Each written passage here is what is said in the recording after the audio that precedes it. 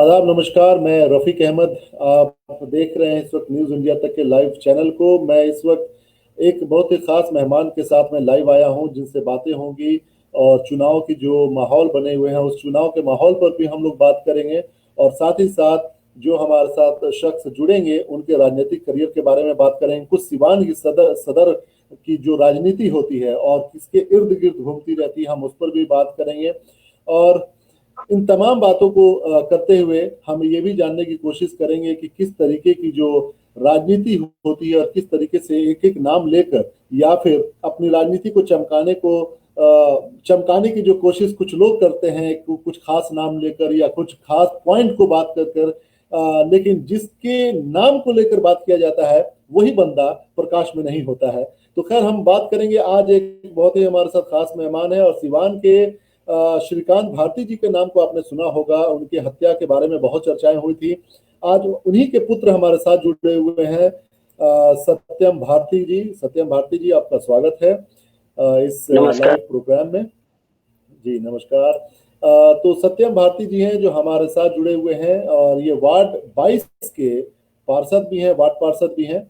तो इनसे हम लोग आज बात करेंगे, सिवान के बहुत सारे मुद्दों पे बात करेंगे। इनकी राजनीतिक जो फ्यूचर प्लानिंग है उसके बारे में बात करेंगे। और सबसे इम्पोर्टेंट बात ये जानेंगे कि वार्ड पार्षद हैं, नगर परिषद को लेकर बहुत सारी समस्याएं सामने आती हैं, बहुत सारे घोटाले सामने आए हैं और बहुत सारे इल्जाम भी लगते हैं। और खुद मैंने आज इस प्रोग्राम को लेकर अजय तिवारी जी के साथ में लाइव था, जो लगातार जन चेतना मंच के तहत लगातार लोगों को जगाने की कोशिश करते हैं और राजनीति में किस तरीके से नगर परिषद में भ्रष्टाचार व्याप्त है उस पर बात हम भी करेंगे। तो सबसे पहले सत्यम भारती जी, आपका बहुत बहुत स्वागत है। और मैं चाहता हूं कि थोड़ा सा अपने बारे में परिचय दे दीजिए ताकि जो लोग आपको शायद हमारे दर्शक जो लोग नहीं जानते होंगे वो लोग भी जान जाए। नमस्कार, मैं सत्यम भारतीय, पार्षद वार्ड संख्या 22, नगर परिषद सिवान। ये पार्षद का किरदार, ये पार्षद की जिम्मेवारी मेरी जनता और जनार्दन ने मुझे आशीर्वाद स्वरूप दिया है। लोकतंत्र में जनता मालिक होती है, उन्होंने ही मुझे पार्षद बनाया है। और पिताजी का एक राजनीतिक इतिहास जो उनकी हत्या के पश्चात काफी रुकता हुआ नजर आ रहा था, उसी को बढ़ाने के लिए लोगों ने मुझे अपने स्नेह, आशीर्वाद और समर्थन से लबालब भर के और आगे की ओर अग्रसित किया है। जी चलिए, तो सत्यम भारती जी, बहुत बहुत आपका स्वागत है। अच्छा, मैं ये जानना चाहता हूँ, जैसे आपने कहा कि आपके पिताजी की राजनीति को आगे बढ़ाना चाह रहे हैं आप, तो आपके पिताजी की राजनीति किस तरह की होती थी, थोड़ा सा उस पर प्रकाश डाल दें। और उनकी हत्या के बाद आपके पिताजी के बारे में बहुत सारे नेता, चाहे वो पूर्व के सांसद हों जैसे कि ओम प्रकाश यादव जी हो गए, अभी के भाजपा के एमएलसी हैं टुन्ना पांडे जी हो गए, लगातार उनके बारे में उन्होंने बहुत सारी बातें कही। और मुझे यहाँ तक याद है उन्होंने ये भी दावा किया था कि बस श्रीकांत भारती जी के पुत्र को राजनीति में पूरा मौका मिलना चाहिए, यहाँ तक कि आपको विधायक बनाने तक की भी बात हो रही थी सामने। ये तमाम चीजें पर भी थोड़ा सा प्रकाश डालें।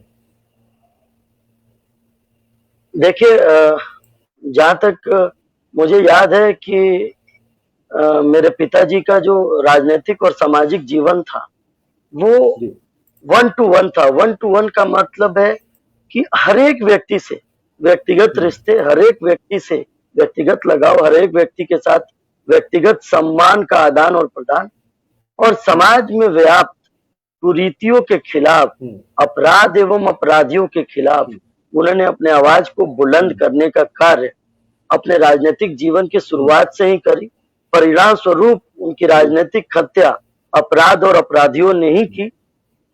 जहां तक आप उनके नाम का इस्तेमाल करने का जो जिक्र आप कर रहे हैं, माननीय पूर्व सांसद श्री ओम प्रकाश यादव और श्री टुन्ना जी पांडे, मुझे लगता है कि नाम के इस्तेमाल करने के शब्द को अगर संशोधन कर दिया जाए तो उन्होंने मुझे इस बात का दिलासा दिलाया था कि श्रीकांत भारतीय अगर तुम्हारे पिता थे तो हमारे भाई की तरह थे, और सिवान के समाज में, सिवान के राजनीतिक पृष्ठभूमि में उनके अधूरे राजनीतिक, अधूरे कार्यकाल को पूरा करने के लिए तुम्हें जो भी स्नेह, जो भी समर्थन की आवश्यकता है वो मिलेगा, और कुछ एक हद तक मिला भी।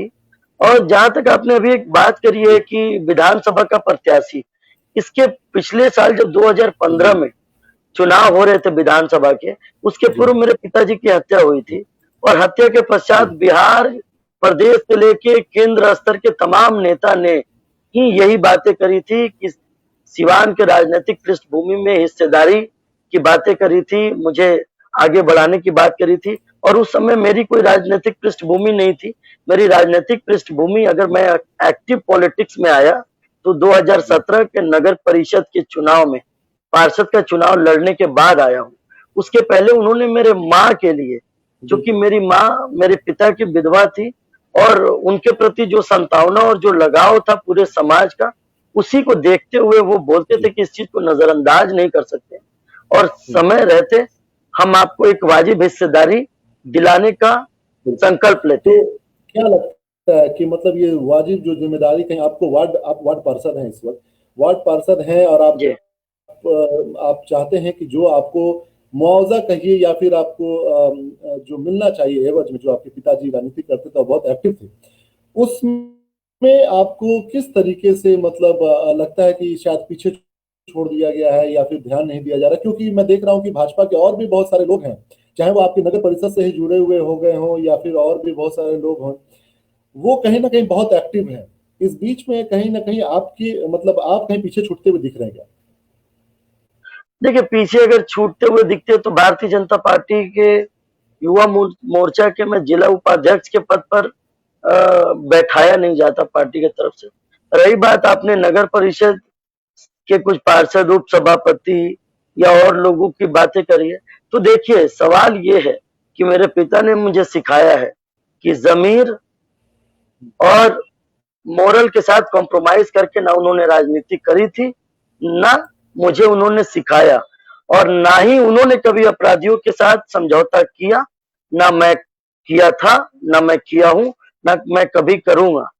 नगर परिषद में कुछ लोग मेरे से आगे निकल रहे हैं, ये जो आपका सवाल है, तो देखिए अगर मोरल मारना हो, अपने जमीर को मार के समाज के तरफ अग्रणी लाइन में जाना हो, तो वो बड़ा आसान है। चोला किसी और का, दामन किसी और का, नाम किसी और का, काम किसी और का, वो करना बड़ा आसान है। वो मेरे बस की चीज नहीं है। ये उप सभापति महोदय करते हैं कि अपराध और अपराधियों के बल पर नगर परिषद के उप सभापति की कुर्सी बचाते हैं, और सियासत में और सिवान के समाज को ये दिखाने की कोशिश करते हैं कि मैं हिंदू जी युवा सम्राट हूं, और बिल्कुल। कुर्सी बचाने के लिए जी अपराध एवं अपराधियों से जो जी मैं सांठगांठ हुए इसी पिछले साल, पॉइंट वो किसी से छुपा हुआ नहीं। मैं इसी पॉइंट पर बात करूंगा इस पर, लेकिन एक चीज मैं जानना चाहता हूं। जैसे आपने बताया उप सभापति जो अभी बबलू शाह है, उप सभापति की बात अगर कर रहे हैं तो बबलू शाह है इस वक्त उप सभापति। तो क्या मतलब लगता है कि आप जो बात कहना चाह रहे हैं इशारे में कि नाम किसी और का काम कुछ और, मतलब ये क्या कहना चाह रहे हैं? जरा आप खुल के बताइए, और क्या मतलब है, मकसद है इसका कहने का? क्योंकि मैं अरे और भी बहुत सारे सोशल मीडिया पे चीजों को देख रहा हूं जिसमें आपके बारे में बहुत सारी बातें कही जा रही हैं कि आपके पूर्व के सांसद के साथ कुछ अलग तरह के रिश्ते थे, पिताजी आपके उनके साथ काम करते थे, कुछ इस तरह की बातें भी निकल के आ रही हैं। पूर्व सांसद का, दो पूर्व सांसद अभी रिसेंटली हुए। आप एक बार कंफर्म करेंगे कौन से पूर्व सांसद की बात? जी मैं राजद के पूर्व सांसद की बात कर रहा हूँ, डॉक्टर मोहम्मद शहाबुद्दीन। मेरे पिताजी बाला साहब ठाकरे के साथ थे। सिवान के बदलती राजनीतिक परिवेश में जी चीजें कैसे बदली, ये किसी से छुपा हुआ नहीं है। उस समय पूरा सिवान ही राजद हुआ करता था। सिवान में भारतीय जनता पार्टी का झंडा नहीं लगा करता था। मेरे पिता उस समय भी बाला साहब ठाकरे के साथ थे, और सिवान में शिव शक्ति का झंडा ढोया करते थे। शुरुआती दौर भाजपा से ही प्रारंभ हुई, उनकी राजनीतिक जो कैरियर थी उनकी भाजपा से ही स्टार्ट हुई। और उनके समय की बातें बहुत हद तक मेरी जानकारी में इसलिए भी नहीं है क्योंकि ना ही उस समय मेरा जन्म कर्म हुआ होगा, यदि हुआ भी होगा जन्म कर्म, तो ये चीजें मेरे होश के पहले की रही हैं। लेकिन एक बात बड़े स्पष्ट तौर से बता देना चाहता हूँ, मेरे पिता बड़ी बेबाक जी थे। वो जहाँ थे बिल्कुल ईमानदारी के साथ थे। ये नहीं कि थे भाजपा में और अपराधियों के सह पे और नगर परिषद की कुर्सी संभालते थे। ये आरोप अगर कोई लगाता है तो उसको आपके चैनल के माध्यम से सीधा सीधा आग्रहवश न्योता कर देना चाहता हूं कि खुले मंच पर आए और मेरे साथ एक चर्चा करे। ओसामा कॉम्प्लेक्स जो पूर्व सांसद साहब के पुत्र हैं, उनके नाम से शास्त्री नगर में एक कॉम्प्लेक्स है, उसके अंदर दुकान किसका हुआ करता था? श्रीकांत भारतीय का हुआ करता था, सत्यम भारतीय का हुआ करता था, या उप सभापति महोदय बबलू शाह का हुआ करता था? सत्यम भारतीय ने कभी अपराध और अपराधियों से समझौता नहीं किया। आपकी आवाज थोड़ी कट रही है, आपकी आवाज जो है ना थोड़ी सी कट रही है।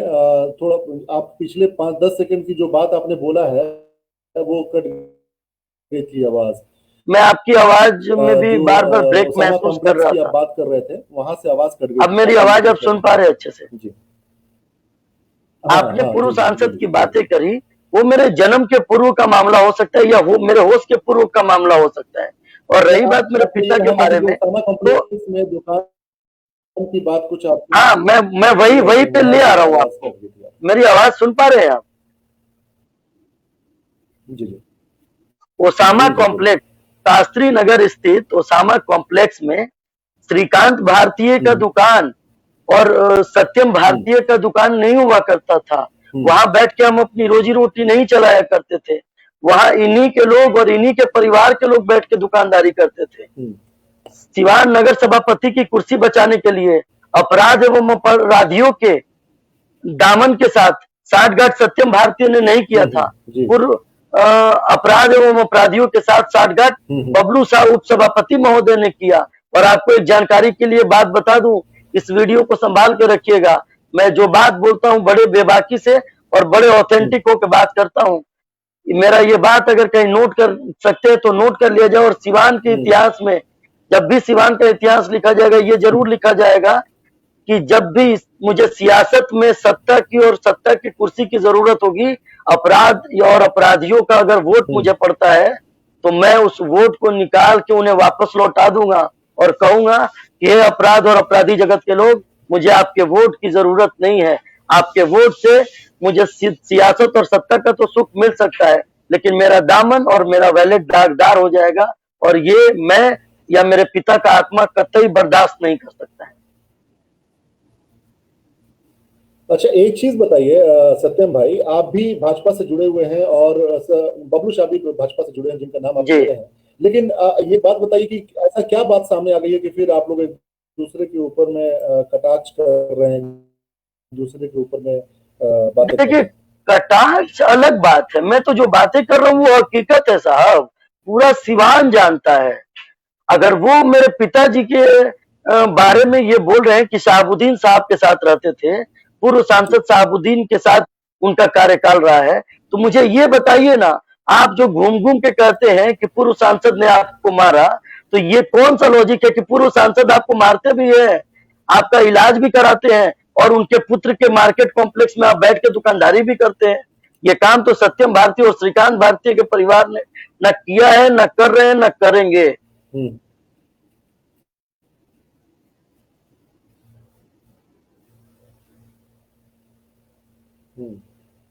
बिल्कुल।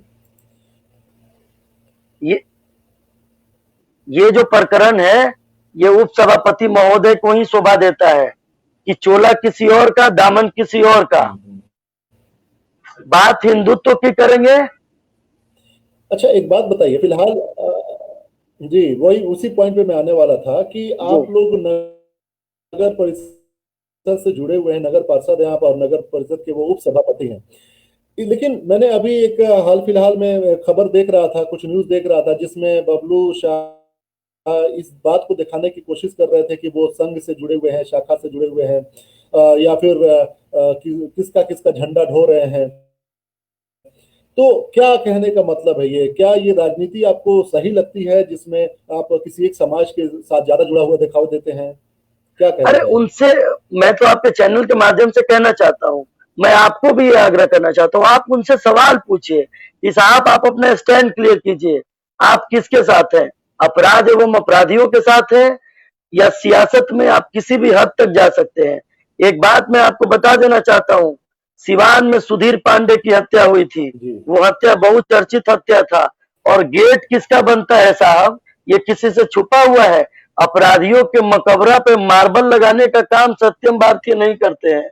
अपराधियों के मकबरे पे मार्बल लगाने का काम बबलू शाह जैसे लोग करते हैं। अपराधियों के लिए सियासत में रेड कारपेट बिछाने का काम बबलू शाह जैसे लोग करते हैं। चोला हिंदुत्व का पहनते हैं और अपराधियों से साठगांठ रखते हैं। उनको याद दिलाइए, उनको बताइए, उनको मेरी ये वीडियो दिखाइए। मैं उनसे अच्छा कहना ये चाहता हूँ कि सिवान में लाशों के ढेर पर लाशों के ढेर पर शहादत के बलबूते पर भारतीय जनता पार्टी का एक एक कार्यकर्ता आज बुलंदी के शिखर पे पहुंचा है। उसके उसको धूमिल और उसके दामन को दागदार करने की कोशिश नहीं करें।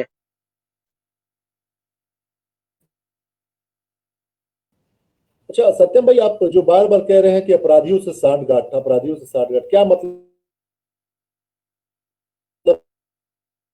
मैं आपकी आवाज नहीं सुन पा रहा हूँ।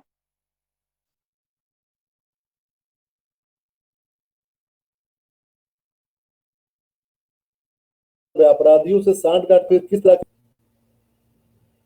आवाज आ रही है मेरी? मैं आपकी आवाज नहीं सुन पा रहा हूँ सर, मैं आपकी आवाज नहीं सुन।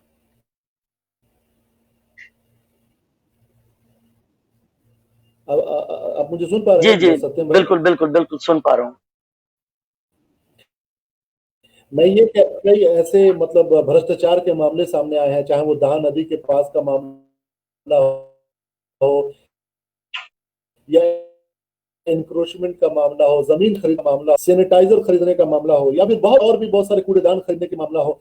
आप लोग भी उसी पार्टी से जुड़े हुए हैं और उस मैं पार्टी का सभापति मैं हैं, तो मैं क्या? आपकी आवाज में बार बार ब्रेकेज आने से मैं आपके सवाल को पूरे तरीके से नहीं सुन पा रहा हूँ। मैं उम्मीद करता हूँ कि एक बार फिर से अगर आप सवाल करें हाँ, और मैं मैं ये अगर कह आपका रहा सवाल पूरा सुन लूँ। हूँ मैं ये कह रहा हूँ कि इसके बारे में क्या कहना चाहेंगे आप? नगर परिषद, देखिए नगर परिषद भ्रष्टाचार की जहां तक आप बात करते हैं, ये तो जांच का विषय है। जहां तक नगर परिषद में फर्ज अदायगी की बात है, जहां तक नगर परिषद में दायित्व निर्वहन का बात है, तो ये जाके आपको उप सभापति महोदय से पूछना चाहिए कि सिवान का शहर पूरा डूब चुका है। सिवान का शहर आज कोविड-19 से ग्रसित है और सियासत के लिए लालायित वो है, सियासत के लिए लालायित ना मैं कल था ना मैं आज हूँ। मुझे अपने पार्टी और पार्टी के आला कमान पे पूर्णतः विश्वास और भरोसा है कि उन्होंने जो वादा मुझसे किया था, समय रहते वो पूरा करेंगे।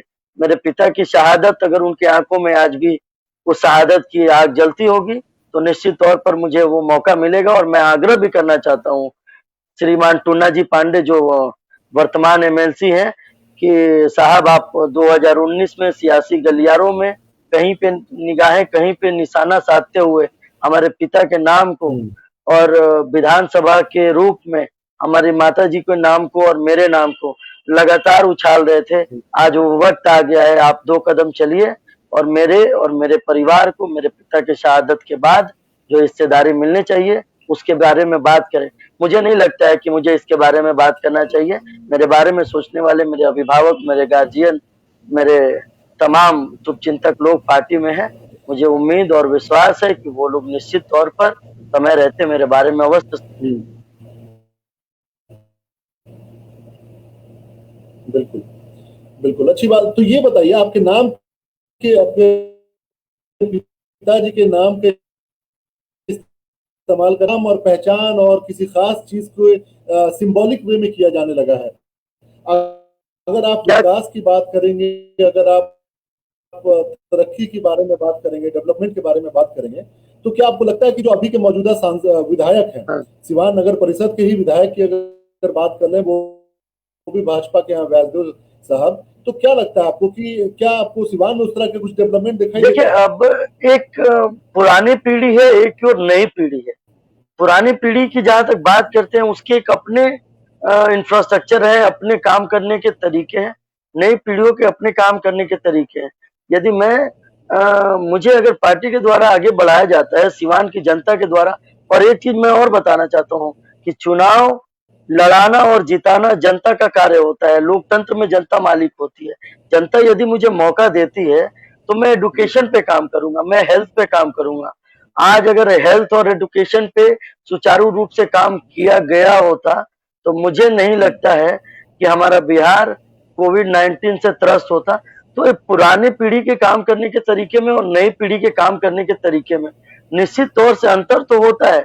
पुराना पीढ़ी चीजों को अनुभव के आधार पे करता है, नई पीढ़ी चीजों को टेक्निकल आधार पे करती है। तो उसका लाभ और उसका हानि दोनों सूरत में तो दोनों पक्षों में होती है।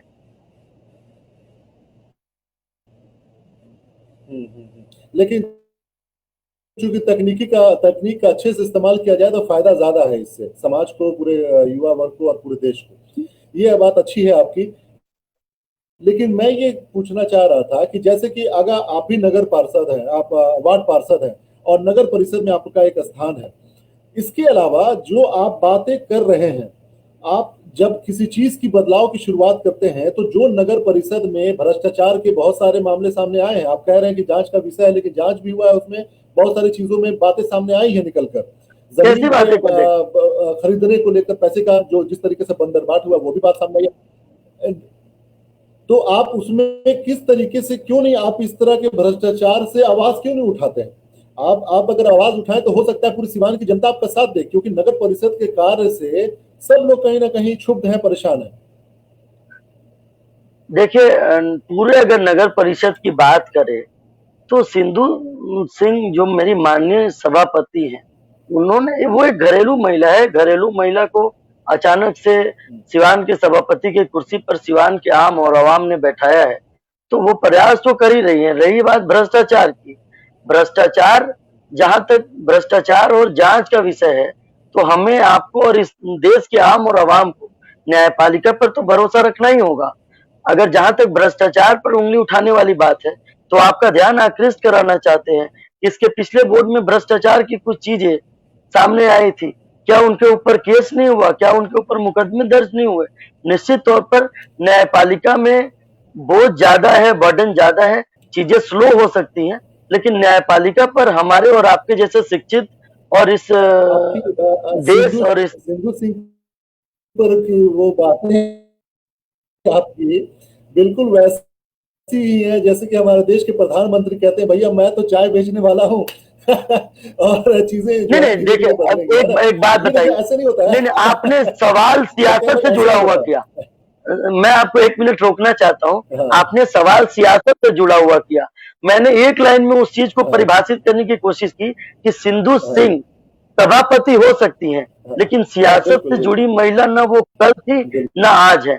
हाँ, आगे के भविष्य में उनके कार्य और कलापों को देखते हुए मैं भी वो सियासत के एक मजी खिलाड़ी हो जाए, इसके लिए शुभकामनाएं और बधाई है उनको। लेकिन अभी हम उनको सियासी किरदार या सियासी लड़ाई का योद्धा नहीं बोल सकते। लेकिन ये चीज आपको समझना चाहिए ना सत्यम भाई, कि जिस तरीके से सिवान की आबादी है, जिस तरीके का शहर है, हमारे यहाँ अनुभवी और ऑलरेडी जो टेक्निकली स्किल्ड पर्सन है उनका होना ज्यादा जरूरी है। आपको सिखाने के लिए हम बैठाएंगे थोड़ी कि आप आइए और सीखिए, तब तक सिवान के हालात और बद से बदतर होते जाए, आपके यहाँ चोरी व्यापक होती जाए, आपके यहाँ भ्रष्टाचार बढ़ता जाए, हम इसके लिए थोड़ी बैठाएंगे। अब आप देखिए, मैं यहाँ पे एक बार, क्योंकि सांच को आंच नहीं होता है, मैं यहाँ पर उपसभापति को और सभापति दोनों का समर्थन करना चाहूंगा। इसको आप ये मत समझिएगा कि मेरी लड़ाई उपसभापति से खत्म हो गई है, लेकिन वो इस संदर्भ में समर्थन करना चाहता हूँ कि दिल्ली, मुंबई जैसे महानगरों में भी बारिश का पानी अगर लगता है, बारिश के पानी के बाद बाढ़ जैसी स्थिति उत्पन्न होती है, तो उसके सामने सिवान का नगर परिषद का इकोनॉमी और इंफ्रास्ट्रक्चर तो बहुत छोटा है। इस बात से मुझे नहीं लगता है कि आपको गुरेज होगा, इस बात से आप भी सहमत होंगे। और उसी इंफ्रास्ट्रक्चर के अंदर यहाँ के सभापति और उपसभापति महोदय को काम करना होता है। निश्चित तौर पर उन लोगों ने काम भी किया है, लेकिन जहां तक मास्टर प्लान की बात आपने करी है, मास्टर प्लान और एक अच्छे विजन के साथ, एक फ्यूचर प्लानिंग के साथ काम करने की जरूरत थी। यही पर उपसभापति महोदय चूक गए। ये मैं बात मानता हूं आपकी। लेकिन एक बात और मानेंगे आप मेरी, सत्यम भाई, एक बात और आप मेरी मानेंगे। मैं मानता हूं कि ठीक है, हमारे पास नगर परिषद के पास दिल्ली एमसीडी और मुंबई की तरह हमारे पास नहीं है पैसा या फिर इंफ्रास्ट्रक्चर, लेकिन जब आप काम कराते हैं तो नाले में लगने वाला बालू किस किस तरह के रेशियो का होगा, ईंटा किस क्वालिटी का होगा, ये तो हर जगह समान होता है ना, ये तो हर जगह बराबर होना चाहिए। ऐसा क्यों होता है कि आपने 10 दिन पहले नाले बनवाए और 15 दिन बाद टूट गया? ऐसा क्यों अब होता है कि देखिए, सड़क आपने मरम्मत कराई और 20 दिन 25 दिन बाद वो टूट गया? अब आप देखिए, मैं लाइट बोलना लगवाते नहीं हैं, चाह लाइट रहा काम नहीं था, करता है। कहीं ना लेकिन कहीं आपके सवाल, मैं बोलना नहीं चाह रहा था इस मामले जी पे, जी, लेकिन बालू अरे और ईट, बोलिए, आप युवा हैं, युवा की आवाज बुलंद होनी चाहिए और नहीं सत्यवादी नहीं, होनी मैं चाहिए। बोलना नहीं चाह रहा था, लेकिन बालू और ईट का सवाल ले आकर के आपने फिर से उपसभापति को कटघरे में खड़ा करा दिया। सिवान के सबसे नामी गिरामी ठेकेदार वही हैं, चीजें अच्छा, उन्हीं के देख रेख में होती हैं। ये सवाल उन्हीं से बनता है। ना मेरे पिता ने ठेकेदारी कराया है, ना मैंने किनके ठेकेदारी कराया है। कौन है किनकी बात आप कर रहे हैं? कौन है मैं उपसभा जो देखिए, ये कराते हैं? अब जैसे आप अभी जो बात कर रहे हैं, ये सबसे बड़ा मुद्दा एटीएन ने न्यूज चैनल पे उठा, जो दरबार के साइड रोड बन रही थी, तो इसमें उप सभापति के लोग ही तो शामिल थे। उप सभापति से बड़ा ठेकेदार सिवान नगर परिषद में कौन है? उनका इतिहास ठेकेदारी का रहा है। मैं कह तो रहा हूँ, चोला किसी और का, दामन किसी और का, अच्छा, ये अब तो नहीं यानी कि चलने कहीं दिया ना कहीं जाएगा। अपने, अच्छा, तो ये बबलू शाह जो उप सभापति है, जो बबलू शाह उप हाँ, सभापति है, वो कहीं ना कहीं अपने पद का फायदा उठाकर वो इस काम में भी लगे हुए हैं, यानी हर तरीके से फायदा उठा रहे भाई हैं। मैं तो बोल तो रहा हूँ कि ना मेरे चलिए, परिवार ने, ठीक है। ना मेरे पिताजी ने, ना मैंने कभी कोई ठेकेदारी अगर कराया हो, चलिए, तो आज वो ये पेपर, वो बात, कागजात मेरे सामने ले आइए। मैं आपके न्यूज इंडिया तक के चैनल पे ये आपसे वादा करता हूं कि उसी समय रिजाइन देकर, पार्षद पद से मुक्त होकर और राजनीति से संन्यास ले चलिए, लूंगा। ये बहुत अच्छी बात है, बहुत ईमानदार बात है, ये बहुत अच्छी बात है, बहुत ईमानदार बात है। लेकिन अच्छा, एक चीज और भी मैं जानना चाहूंगा सत्यम भाई, देखिए, मैं, मुझे जहां तक पता है आप एक शिक्षित युवा है, और आपके पार्टी की बात अगर करें तो आपके पार्टी के बहुत सारे बड़े बड़े जो नेता हैं, उन्होंने आपके राजनीतिक जो भविष्य है उसके बारे में उन लोगों ने बहुत सारी बातें करी। मुझे याद है कि ओम प्रकाश जी ने और टूना पांडे जी ने आपके बारे में कहा था कि आपको जो हक मिलना चाहिए मिलना चाहिए। तो क्या सिवान सदर से मैं ये मान के चलूं कि आप विधायकी की लड़ाई की तैयारी कर रहे हैं, या फिर आप उसके दावेदार हो सकते हैं? और अगर हैं तो इसमें कोई बुराई किसी को नजर नहीं आनी चाहिए। क्या लगता है, आप देखिए, दावेदार लड़ने का इसके, कोई प्लान है आपका?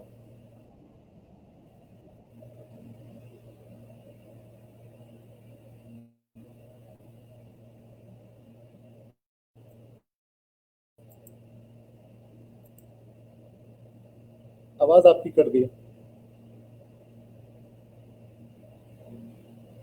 लड़ाई को लड़ेंगे और लड़ाई लड़ने के पश्चात जीत को सुनिश्चित करने का भी मुद्दा है।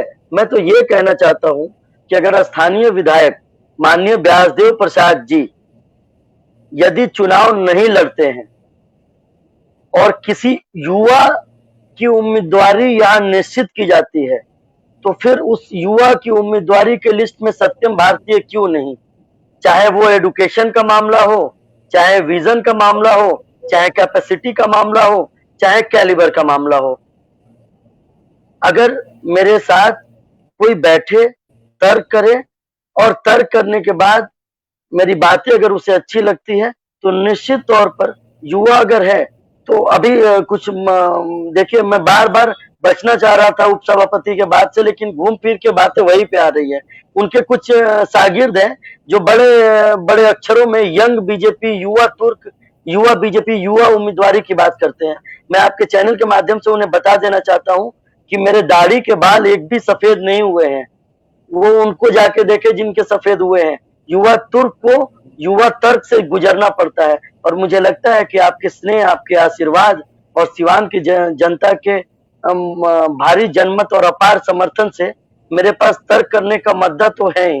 निश्चित तौर पर पार्टी के लोग, पार्टी का आला कमान यदि मुझे अपना सिपाही बनाकर सिवान सदर विधानसभा में उतारती है, तो जीत सुनिश्चित करके पार्टी के झोली में एक सीट डालने के लिए अपना सर्वोच्च लगाने का कार्य करूंगा।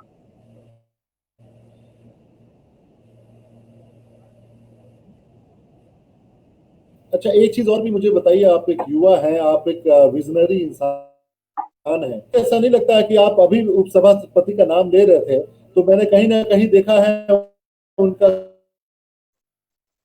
एक दो इंटरव्यू जिसमें ये हुआ है हम उससे जुड़े हुए हैं, ये क्या मतलब बताने की कोशिश कर रहे हैं? क्या आप एक कम हिंदू हैं या कम आप एक हिंदू मैं आपकी सवाल नहीं सुन पा रहा हूँ, प्लीज अपने सवाल को एक बार कंप्लीट क्या हर समाज को मिलाकर लेके मैं उपसभापति महोदय के बारे में आप जो सवाल मेरे से पूछ रहे हैं, मैं आपकी सवाल नहीं सुन पा रहा हूँ। अभी अभी अभी आप सुन पा रहे हैं मेरी बात? हाँ हाँ, बताइए आप मुझे।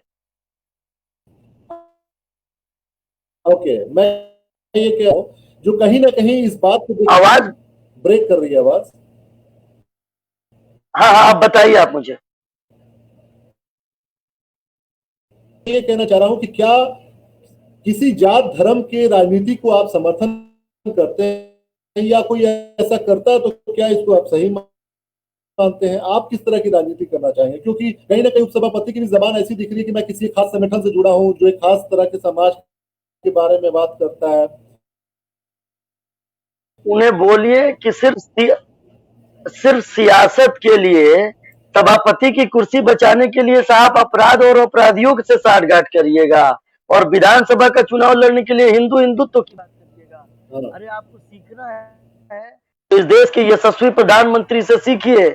इस देश के यशस्वी प्रधानमंत्री की बातों को सुनिए, जो हमेशा अपने संबोधन में 1.25 करोड़ भारतीयों की बात करते हैं। यह देश एक एक भारतीय का है, यह देश भारत के एक एक नागरिकों का है। हमें एक एक लोगों के साथ संवाद, समन्वय और रिश्ते कायम करने के बाद ही हम एक अच्छे समाज की कल्पना कर सकते हैं। बिल्कुल। तो यानी कि आप कहना ये चाहते हैं कि कोई इस तरह की बात करता है तो वो कहीं ना कहीं वो सिर्फ बेवकूफ बनाने की नीयत रखता है कि भाई एक इलेक्शन का मौका आया है, इसके बारे में बात करो ताकि मैं आपके चैनल पे बड़े ही स्पष्ट तौर से कहना चाहता हूं कि इस वीडियो को भी उनको सुनाइए और आपसे आग्रह करना चाहता हूं कि जाके बबलू शाह उपसभापति महोदय से पूछिए कि साहब या तो पब्लिक फोरम में आके आप अपना स्टैंड क्लियर कीजिए, आप अपराध एवं अपराधियों के साथ हैं कि हिंदुत्व का चोला नकली ओढ़ा हुआ है आपने, या नगर परिषद की कुर्सी चलाने के लिए अपराध अपराधियों के साथ रहिएगा और विधानसभा के टिकट पाने के लिए हिंदुत्व हिंदुत्व की बात करिएगा। ये दोनों चीजें नहीं हो सकती है साथ में। उनसे बोलिए वो अपना स्टैंड क्लियर करे। मुझे लगता है कि चुनाव और सियासत के चक्कर में वो मानसिक संतुलन खो बैठे हैं। उन्हें पता ही नहीं है कि उनका स्टैंड क्या है, उन्हें कौन से स्टैंड के साथ खड़ा होना चाहिए।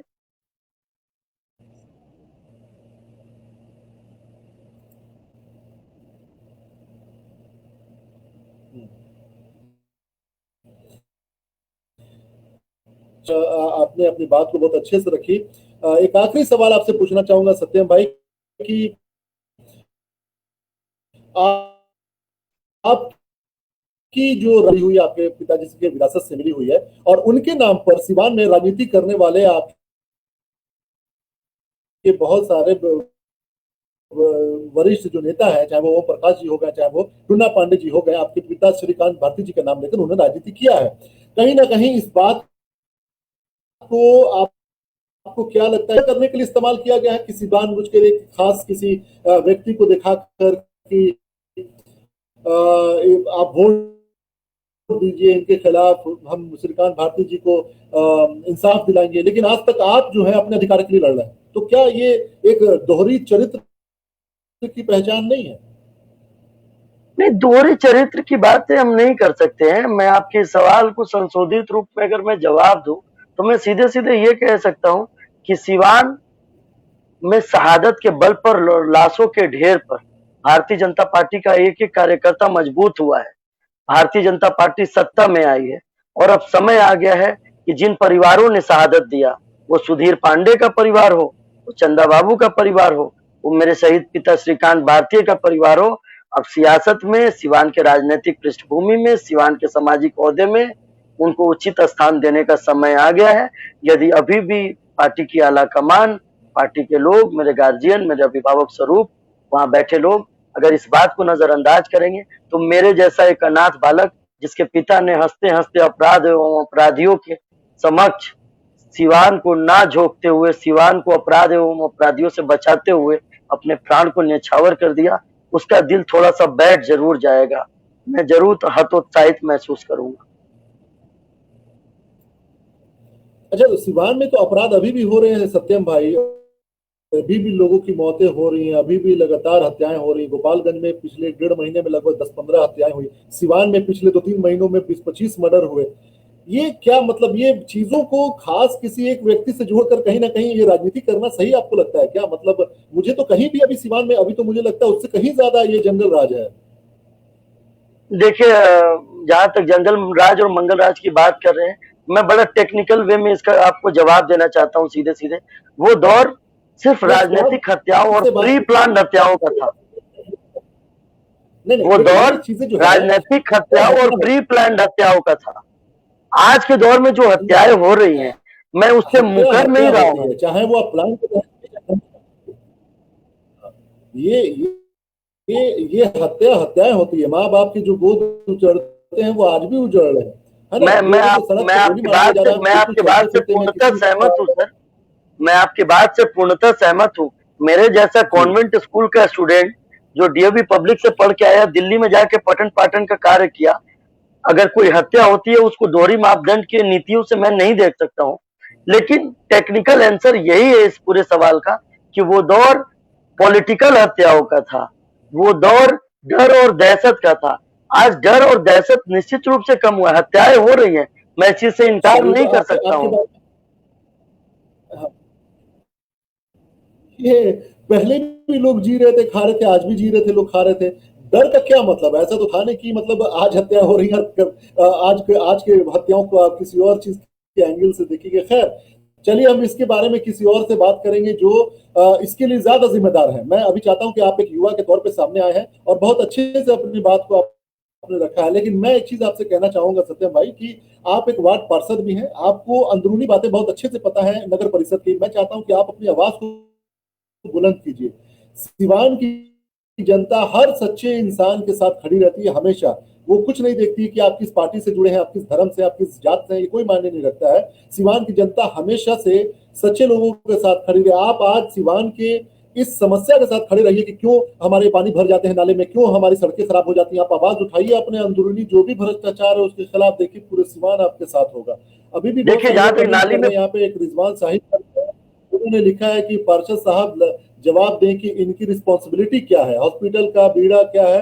बुरा मतलब रोड और हॉस्पिटल के बारे में ये बात कर रहे हैं, तो जाहिर सी बात है नगर परिषद का कहीं ना कहीं तो जिम्मेदारी बनता है ना सत्यम भाई।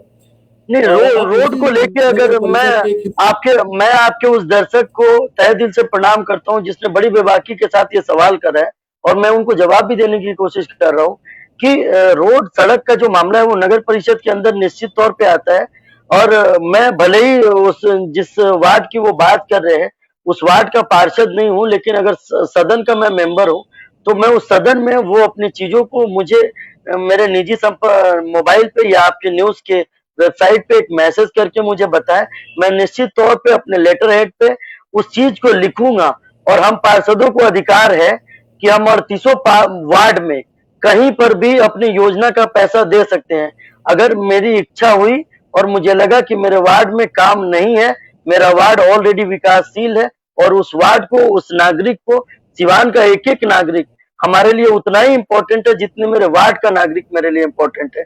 अगर मुझे लगा कि उनके उनके जरूरत मेरे सर आंखों पर रख के उस चीज का पालन करना चाहिए, तो निश्चित तौर पर मैं अपनी नगर परिषद द्वारा दी गई राशि को उक्त वार्ड में दे करके और वहां के पार्षद के साथ समन्वय और समन्वय और अपने संवाद को स्थापित कर उस रोड और उस सड़क के संदर्भ में काम करने का काम करूंगा।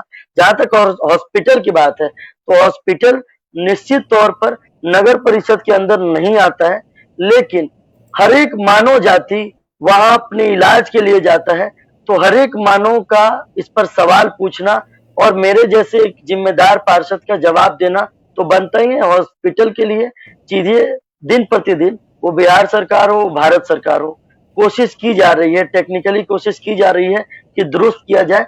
कुछ चीजें जरूर है जिसको जमीन पे उतर के करने की जरूरत है, और वो चीजें तभी संभव हो पाएंगी जब आपके और मेरे जैसा युवा लगातार बेबाकी के साथ अपने सवालात और जवाब से रूबरू सिवान की जनता को कराएगा।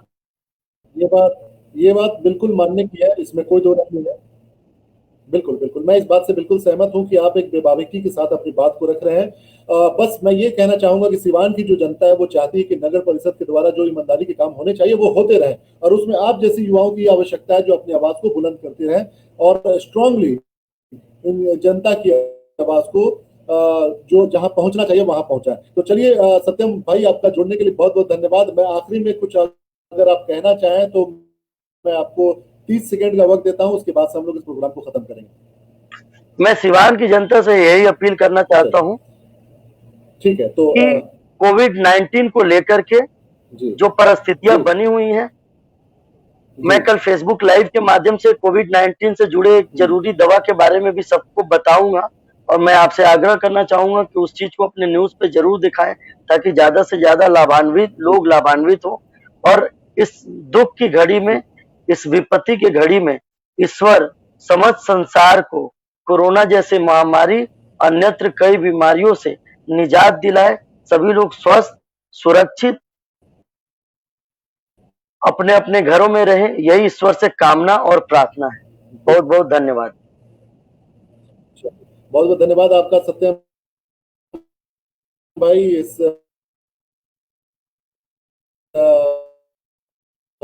राजनीतिक करियर पे बात होगी, फिर उसके बाद हम लोग नगर परिषद के बहुत सारे मुद्दों पे हम फिर से दोबारा बात करेंगे। बहुत बहुत धन्यवाद आपका जुड़ने के लिए।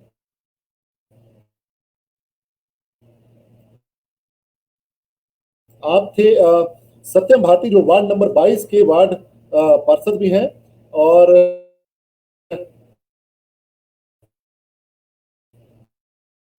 दूसरी सबसे बड़ी बात की सिवान के हैं नगर परिषद जुड़े हुए, उस पर उन्होंने अपनी बात रखी। और भी आगे बात होती रहेंगी, बहुत सारे मुद्दों पे बात होगी इसके बारे में।